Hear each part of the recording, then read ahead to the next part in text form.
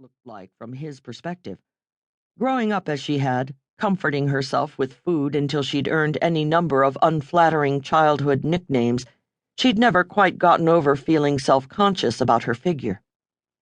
Play it cool, she decided. "Hey," she said. "Hey, what's up?" Though she couldn't see his face, Olivia thought she detected a grin in his voice. She became sure of it when he added, "Okay, sorry. Couldn't help myself." Great. Just her luck, a wise guy. To his credit, he didn't make her suffer. He picked up the ladder and leaned it against the flagpole. "Take it slow," he coached her. "I'll hold this steady." Olivia was sweating now, having reached the limit of her endurance. She scooted downward inch by inch, while her denim shorts rode upward. She hoped he wouldn't notice they were giving her an enormous wedgie. "You're almost there," called the stranger. "Just a little more." The lower she shinnied, the less he sounded like a stranger. By the time her foot touched the top rung of the ladder, she was having seriously bad premonitions about this guy. She hadn't been anywhere near this place in years, this camp where she'd found both her wildest dreams and her worst nightmares. These days she didn't know a soul in the remote mountain wilderness. Did she? In true neurotic fashion, she couldn't stop thinking about the fact that she hadn't done anything to her hair that morning. She wasn't wearing a smidge of makeup.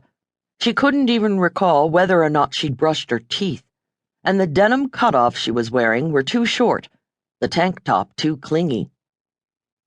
Climbing down the ladder, she knew with each step that what awaited her at the bottom would be, at best, awkward humiliation. In order to reach solid ground, she was forced to descend into his waiting arms, which were braced on either side of the ladder to hold it steady. He smelled of leather and something else. The wind, maybe.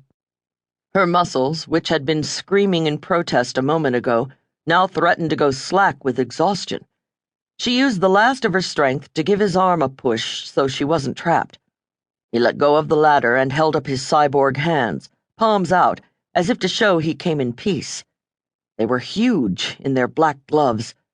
Darth Vader hands. Terminator hands. "Okay," he said. "You're safe now."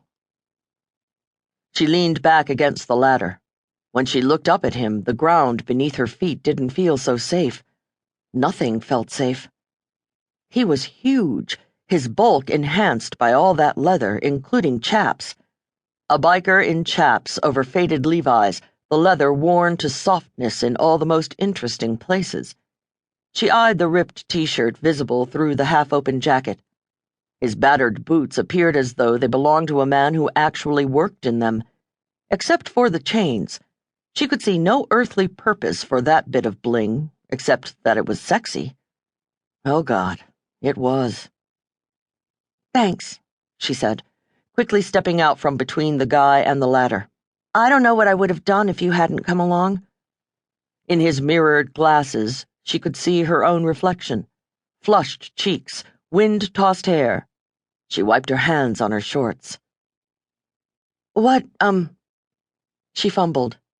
Maybe it wasn't him. Maybe all this fresh air and sunshine had muddled her brain. She adopted a neutral tone and decided to play it cool. "Can I help you?" "I think it's the other way around. You left a message on my voicemail. Something about a construction project?" With that, he peeled away the sunglasses, then unstrapped the helmet and took it off. Oh, God, Olivia thought. I wanted it to be anyone but you. He removed the gloves, keeping his eyes on her as he tugged them off, finger by finger. He squinted.